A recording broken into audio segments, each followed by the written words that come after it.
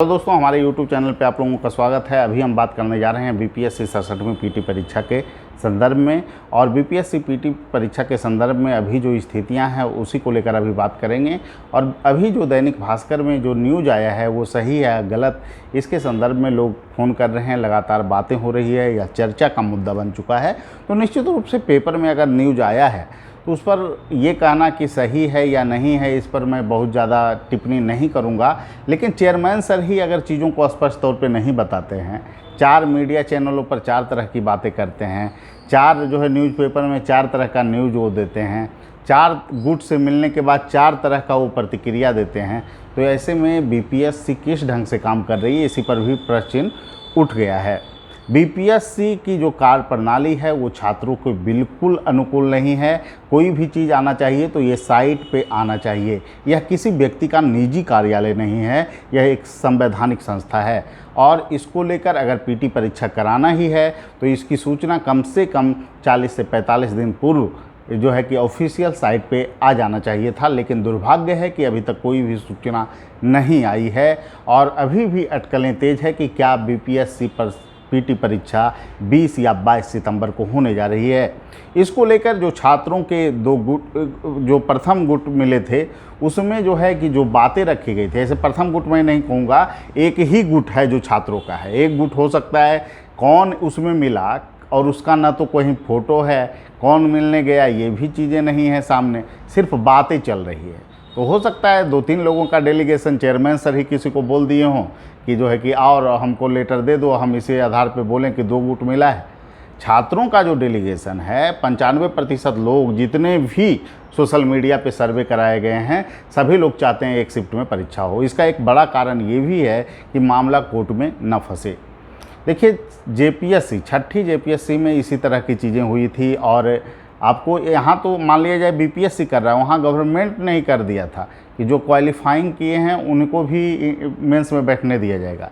लेकिन बाद में क्या हुआ, बाद में जो है सुप्रीम कोर्ट उसको रद्द कर दी और इसी तरह का जो है बीपीएससी में खेल हो रहा है। और ऐसी स्थितियाँ जो आती है तो ऐसी स्थिति में निश्चित रूप से आपको परीक्षा पीटी परीक्षा जो है उस पर न्यायालय रोक लगा देगा और परीक्षा रद्द भी हो सकते हैं। तो ऐसी स्थिति में इस परीक्षा का औचित्य ही क्या रह जाता है।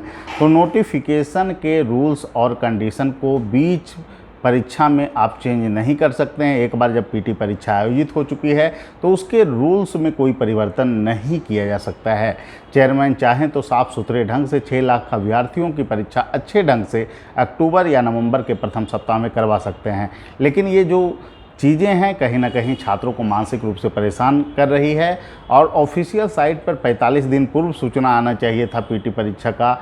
हम लोगों ने तो मांग भी किया है कि 9 माह का जो है कि आपको 9 माह में पूरी प्रक्रिया को कराया जाए और पूरी ऑफिशियल साइट पर इन बातों का जिक्र हो। और बीपीएससी का जो प्रथम प्राथमिकता है वो बीपीएससी का एग्ज़ाम कंबाइंड एग्ज़ाम होना चाहिए, न कि अन्य एग्ज़ाम। तो इसके संदर्भ में तो चीज़ें बिल्कुल स्पष्ट होनी चाहिए।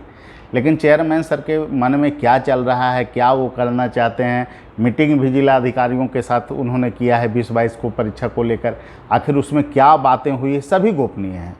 न्यूज़ चैनल कोई जाता है तो क्या बोलते हैं, कोई मीडिया वाला प्रिंट मीडिया जाता है तो वहाँ पर क्या बोलते हैं, छात्र मिलने जाते हैं तो वहाँ पर क्या बोलते हैं, मतलब चाहते क्या हैं। आप ऑफिशियल साइट पे कुछ भी नहीं डालते, छात्र तैयारी करें या ना करें उन्हें भी समझ में नहीं आता है। लेकिन एक ही बात कहूँगा दोस्तों, आपको तो पीटी परीक्षा की तैयारी करनी ही है, तैयारी आप जारी रखें। लेकिन 31 तारीख को जो छात्रों की जो डेलीगेशन जाएगी उसमें आप लोग शामिल 11 बजे ज़रूर होइएगा, क्योंकि बीपीएससी का जो ये कार्य प्रणाली है ना वो बिल्कुल संवैधानिक नहीं है। आप साफ समझ सकते हैं। आप ठीक है, आप परीक्षा के पक्ष में हैं, विरुद्ध में हैं, वो अलग बातें हैं।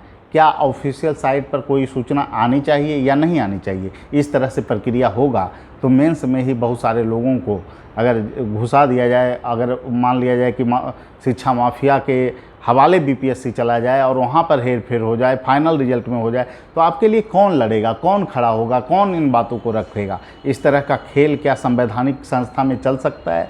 ये निर्णय आपको लेना है। जो चीज़ें हो रही है क्या उचित है, आप एक ही बात मैं कहूँगा, जब 95% लोगों की स्पष्ट राय है कि बीपीएससी की परीक्षा एक शिफ्ट में होनी चाहिए। अब तो कुछ ऐसे बच्चे भी हैं जो बोल रहे हैं कि अगर 2 शिफ्ट में पेपर लेना है तो मेरा फीस ही वापस आप कर दीजिए, हमको नहीं देना है परीक्षा, पैसा ही वापस कर दीजिए हमें।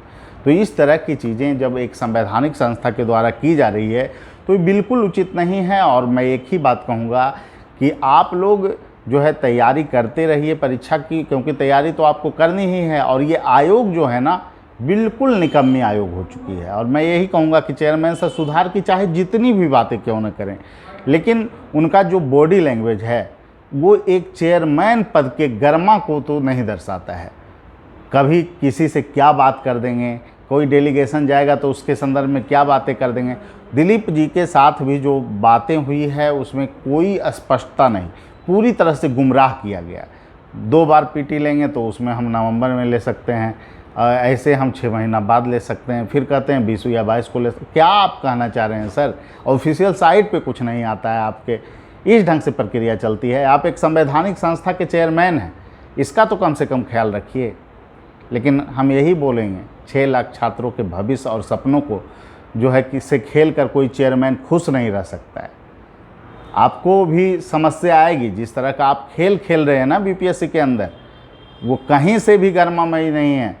और एक ही बात बोलेंगे छात्रों से कि आप लोग एकता का परिचय दीजिए। कुछ लोग जो इस बहकावे में आ गए हैं, और कुछ बहकावे में इसलिए भी आते हैं, सेकेंड जो आपको सीजीएल था उसमें हमने बोला था कि करप्शन हुआ है और इस परीक्षा रद्द होनी चाहिए, जांच भी बैठी थी और बहुत चीज़ें हुई थी, और उसमें कुछ शिक्षा माफिया घुस गए और लड़कों को बहका दिया कि आप लोग को पास होना ही है। और उसके बाद क्या हुआ था, सभी लोग जो है कि समझ ही गए थे कि जो जितना भी शिक्षा माफिया मित्र ही था उन लोगों का, तो कौन इस गेम में किसके पाले में कौन क्या कर रखा है किसको पता है। तो इसीलिए किसी के बहकावे में मत आइए। एक संवैधानिक संस्था संवैधानिक तरीके से तो कम से कम काम करेगी ना, कि इस तरीके से काम करेगी। और निश्चित रूप से जो अब चीज़ें हैं उस पर क्या बोला जाए, किस तरह से मतलब चीज़ें हैं। अब तो ये हो गया कि इन लोगों को तो पेमेंट मिलना ही है, चेयरमैन हो सचिव हो, लेकिन छात्रों का जो भविष्य चौपट होगा और मामला कोर्ट में जाएगा तो परीक्षा जब प्रभावित होगी तो उसको देखने वाला कौन रहेगा। ठीक है, आप लोगों से ही ये प्रश्न छोड़ कर जाते हैं कि आप लोग 31 तारीख को 11 बजे निश्चित रूप से छात्रों के जो दिलीप जी का जो मांग है उसके साथ रहिए। और निश्चित रूप से संवैधानिक संस्था को इस ढंग से काम नहीं करना चाहिए। और आप लोगों को पढ़ाई जारी रखें, पढ़ाई जारी रखिए। अब जो होगा वो अलग मुद्दा है, लेकिन 31 तारीख को आपको सपोर्ट रखना है। जो लोग दिल्ली में रहेंगे वो लोग भी मेल और ट्यूटर अभियान आप लोग 1 शिफ्ट के संदर्भ में छेड़िएगा। और निश्चित रूप से उस तारीख को दबाव पड़ना चाहिए, 1.5 से 2 लाख नहीं, उस दिन कम से कम 15 लाख आपको ट्यूट होना चाहिए। तभी स्थितियां जो है आपके पक्ष में रहेगी। और चेयरमैन सर जानबूझकर इसमें जो है कि लड़कों के साथ भविष्य के साथ खेलने का प्रयास कर रहे हैं। ठीक है, सभी लोगों को धन्यवाद। फिर अगले वीडियो में मिलेंगे। Thank you.